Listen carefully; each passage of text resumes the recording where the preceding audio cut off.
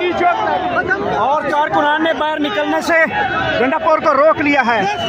गंडापुर गाड़ी से बाहर निकलना चाह रहे थे, कारकुनान ने यहाँ पे रोक रखा है। ये मनाजर है इस वक्त